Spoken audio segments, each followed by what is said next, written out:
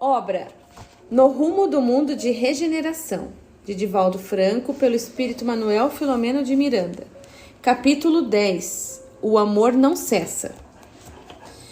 No dia seguinte, quando nos reunimos sob a copa de uma velha árvore que esplendia de verdor e a temperatura do amanhecer estava amena, acompanhamos o início dos labores na comunidade espírita. Durante toda a noite, a movimentação fazia-se expressiva, em razão do atendimento de espíritos vinculados ao programa de socorro e de iluminação de consciência de respeitável instituição terrestre. Era também um posto de repouso para grupos espirituais que operavam na cidade e ali possuíam os recursos de refazimento, com aparelhagens especiais para comunicação direta com as organizações do mais alto. A partir das 8 horas da manhã, um bom número de servidores espíritas se encontrava nas salas respectivas do atendimento fraterno, dos passes, dos grupos de estudos, bem como de assistência espiritual a desencarnados na sala de que nos utilizávamos há poucas horas. Tratava-se de uma colmeia de amor sob todos os pontos de vista considerados. Serviço e orações vibravam no ar, leituras edificantes eram divulgadas por aparelhos de som, e todos se movimentavam em ambos os planos da vida com objetivos elevados para a edificação do bem sem limite. Utilizando-se de um momento silencioso de reflexões, antes de iniciarmos a atividade que nos dizia respeito, interroguei o amigo Gracindo, que confraternizava conosco e demonstrava um bom humor contagiante. Fiquei surpreendido, iniciei o diálogo, com o carinho que a médium Malvina recebeu de todos os membros da nossa caravana, mas também dos diretores espirituais da instituição. Vendo-a frágil, agigantou-se durante o fenômeno mediúnico e, apesar das dores que a martirizavam, a mediunidade esplendeu em grandeza durante as comunicações de que fora instrumento, especialmente naquela que envolvia o amigo IBM. O diretor sorriu generosamente e explicou: nossa querida irmã foi preparada muito antes da reencarnação para o ministério que vem exercendo com a fidelidade possível. Quando a obra foi planejada, por volta de 1830, em nossa comunidade residencial, ela foi destacada para ser a médium encarregada de todo o planejamento e, por um longo tempo, da estruturação no plano material. Não é a primeira vez que exerce a mediunidade, sendo que desta vez profundamente vinculada ao Evangelho de Jesus. Para o serviço da caridade e da construção do reino de Deus nos corações de todos nós. A vivência anterior na mediunidade foi uma espécie de adestramento para experienciar nos dois planos da vida a naturalidade, adquirindo resistências para as lutas de edificação. Disciplinada pelos mentores espirituais, foram-lhes traçados os roteiros que deveria percorrer para serem bem executados os programas superiores. Ela própria elegeu a forma feminina por considerar a mediunidade uma delicada expressão de maternidade temporária e rápida.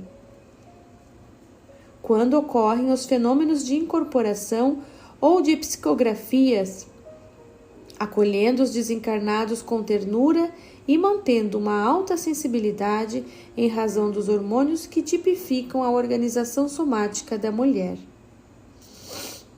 Desde cedo no corpo físico, passou a ver e ouvir, assim como a ser instrumento de espíritos, especialmente os zombeteiros, embora a proteção dos mentores. A misericórdia divina sempre a protegeu do mal, facultando que tivesse uma infância católica muito acentuada, treinando a mente e o coração na doce mensagem de Jesus e de alguns santos que a fascinavam.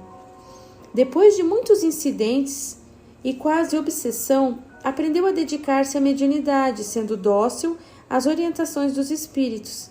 Isso lhe permitiu conviver com alguns médiuns, adquirindo experiências no comportamento, entendendo as ciladas e desafios propostos por adversários do passado e inimigos do bem, que se compraziam em fazê-la sofrer com o objetivo de perturbar-lhe a tarefa e anulá-la nos objetivos para os quais renascera. Silenciou, pois que nesse momento alguma dificuldade de caminhar, a servidora de Jesus passou em direção à sua sala de atendimentos. O benfeitor sorriu, compassivo, e continuou com gentileza.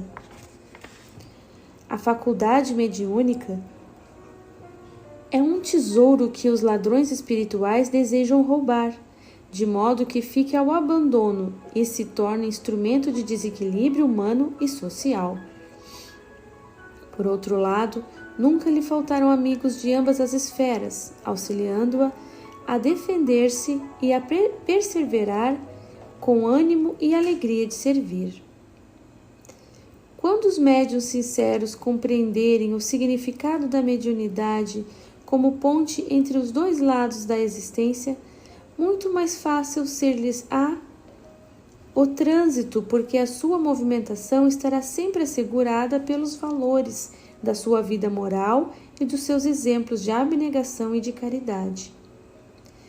Podemos asseverar que os seus guias espirituais investiram 120 anos para estarem ao seu lado até o momento de concluído o ministério.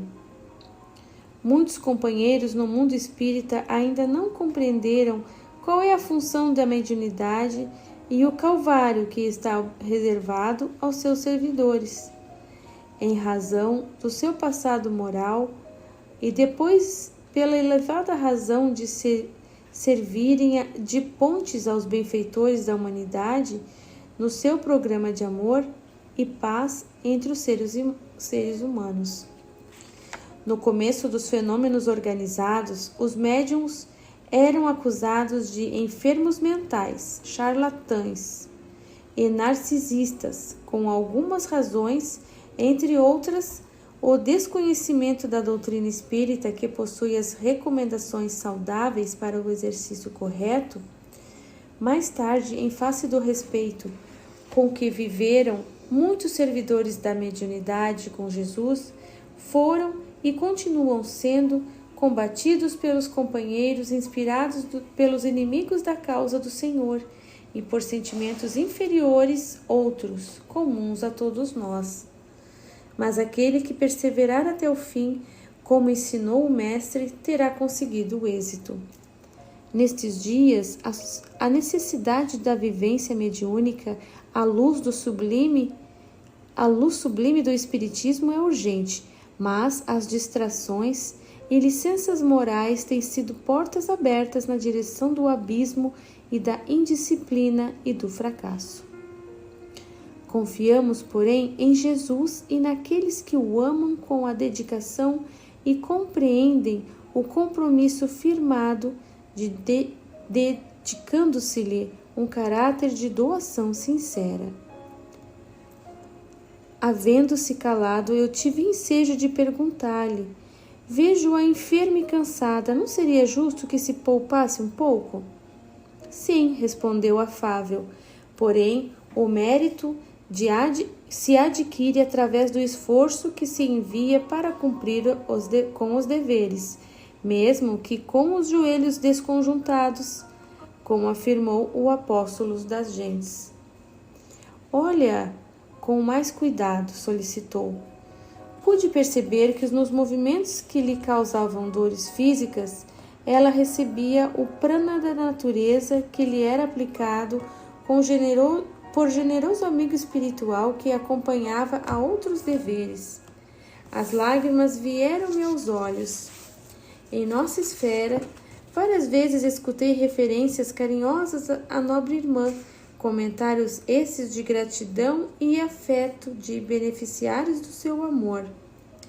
Era-me uma bênção encontrar e conviver com uma verdadeira cristã, à semelhança daqueles seguidores fiéis de Jesus desde a primeira hora.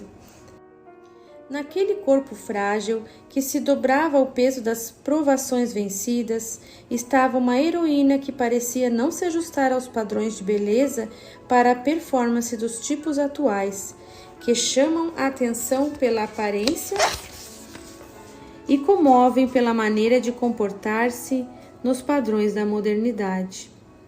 O amigo acrescentou, encerrando o tema: ela está assinalada pelos odiendos inimigos do Senhor para sofrer perseguições cruéis até a hora final. Ela tem conhecimento, mas não parece preocupada.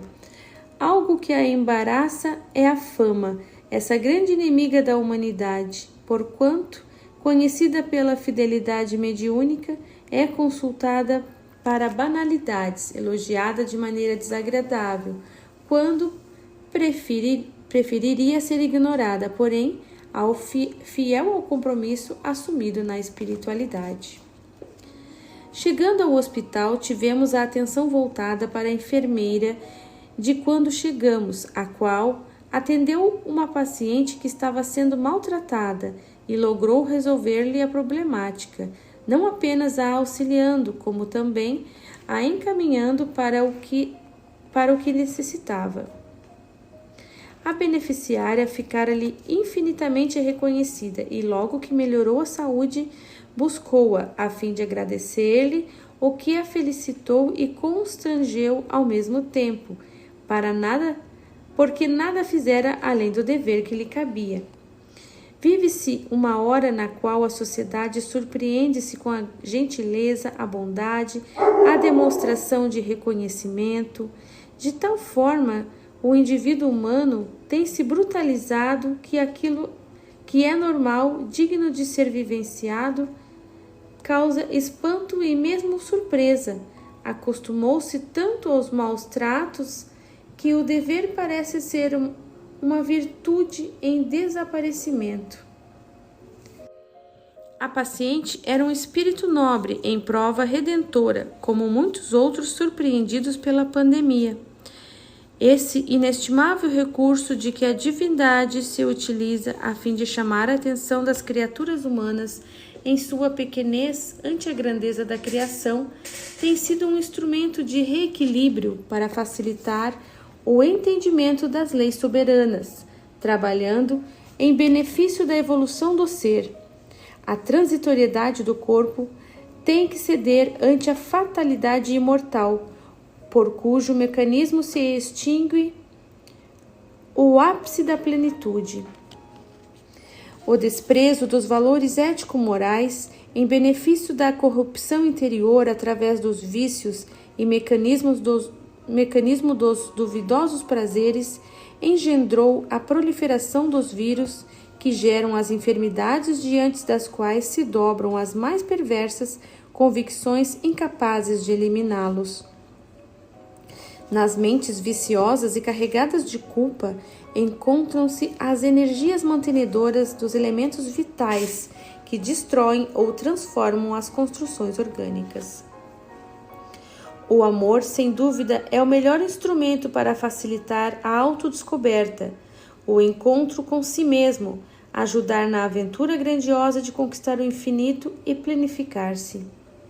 Quando recusado, existe a opção B, por eleição do próprio indivíduo, que é o sofrimento purificador, ante cujo impacto nada pode, senão submeter-se para despertar para a realidade um pouco mais adiante. A senhora Francisca, a humilde beneficiária da gentileza pela funcionária da saúde pública, é um espírito nobre revestido na indumentária da pobreza, a fim de melhor servir à humanidade. Faz parte desse grupo de heróis anônimos sobre os quais se fincam os alicerces da legítima fraternidade sem as aparências mundanas habituais. Muito sensível às influências espirituais, tornara-se uma benfeitora singela do bairro em que reside, procedendo às curas mediúnicas sem que tivesse noção consciente dos fenômenos que operava. Agora, sob a ação da Covid-19, pôde detê-lo em razão de haver sido atendida aos primeiros sintomas, logrando a felicidade de ter recebido a medicação muito discutida quanto aos seus efeitos, por mais questões políticas infelizes do que constatadas cientificamente. Muitas vidas seriam salvas da pandemia se os interesses de muitos indivíduos, desde os laboratórios de pesquisas científicas até as receitas médicas, não sofressem o abuso dos jogos demoníacos das paixões servis.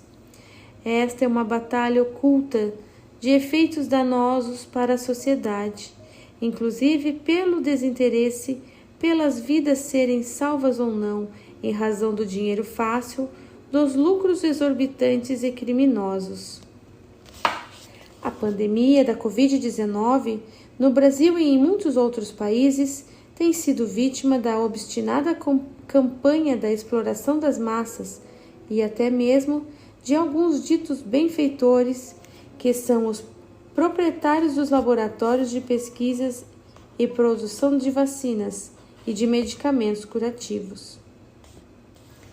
Nesse sentido, o ser humano, com as suas nobres exceções, é vítima desditosa do poder a que aspiram e no qual estertoram e desencarnam, vitimados por essa fatalidade para a qual não há exceção. Vendo a simplória senhora agradecendo a sua benfeitora, quebrando as recomendações de manutenção da máscara e do isolamento, acompanhada de diversos espíritos amigos e gentis, acerquei-me de um deles, que me parecia muito vinculado ao coração da enferma, e perguntei-lhe o porquê dela sair do leito modesto e correr o risco de ser instrumento da contaminação e mesmo piora do seu quadro. Ele respondeu gentilmente: embora a aparente melhora que se lhe observa, ela é cardíaca e o ignora. Deverá desencarnar em poucos dias, sendo vítima de agravamento do seu estado de um para outro momento, por complicações no órgão com problema. Ela percebeu que algo que vai acontecer e veio despedir-se, sem o dizer, da moça bondosa, neste momento com problema afetivo muito grave, ao lado da desencarnação do pai e do irmão, o que a vem desequilibrando emocionalmente. O seu sentimento de gratidão expresso nesse contato tem objetivos futuros após a sua desencarnação, auxiliar a enfermeira na prática da caridade, tendo-a como inspiradora. Tudo está ocorrendo de maneira inconsciente, mas que nos é do conhecimento e inspiramos na decisão. O seu gesto terá um grande efeito na moça que, uma ou outra vez, tem pensado em suicídio, pela solidão que experimenta, vítima também da perseguição de cruéis adversários do passado, alguns dos quais foram atendidos recentemente. Ela ficará tão impregnada desse amor singelo que nos facilitará ajudá-la e preparar-lhe campo para ações futuras. Sorrindo, ele concluiu: nada se perde neste mundo de meu Deus, conforme uma forma popular de expressar a sabedoria do Pai. Observei que a jovem conversava animadamente com uma paciente, mantendo uma regular distância e agradecendo com emoção maior do que o fato impunha. Era compreensível, porque naquele momento ela encontrava alguém que a valorizava, superando o impacto do abandono de que fora vítima pelo afeto a que se vinculava. Aproximei-me numa tentativa de interesse de aprendizagem e ouvi a enfermeira dizer-lhe: A senhora não sabe o significado da sua visita neste momento de exaustão e dor. A visitante respondeu-lhe calmamente: eu sinto que vou morrer, mas do céu eu virei cuidar da senhora, tenho certeza. A jovem tentou dissuadi-la com palavras amigas e despediu-se bastante comovida. No diálogo rápido, observei como o espírito com quem eu falara inspirava a paciente com ternura paternal.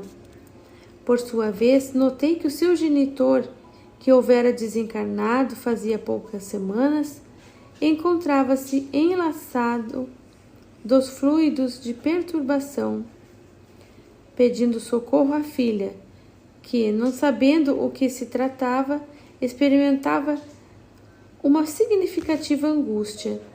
Atribuirá esse estado ao drama pessoal que a martirizava. Em realidade, eram várias condições conjuntas que se somavam, afligindo-a e roubando-lhe as forças. Quando a senhora Francisca saiu, a jovem buscou a sombra de velha mangueira no jardim, necessitando do ar puro da natureza, e sentou-se num banco de mármore que a circundava. Recordou-se do genitor com os seus momentos finais e começou a orar, rogando a proteção divina. O nosso Cláudio, que comigo acompanhava a cena, acercou-se carinhosamente e pôs-se a aplicar passes longitudinais, culminando por retirar um pai em perturbação, e solicitou a 2 auxiliares que estavam em nosso grupo que o conduzissem ao lugar de recolhimento. A prece é sempre o recurso precioso para ser utilizado em qualquer situação, porque ninguém, estando a sós, aquele que ora facilita a comunhão com a transcendência, proporcionando aos bons espíritos ajudá-lo e afastando os maus, que sempre são beneficiados pelas vibrações que emanam da prece. Tudo é vinculação do amor nas suas múltiplas manifestações.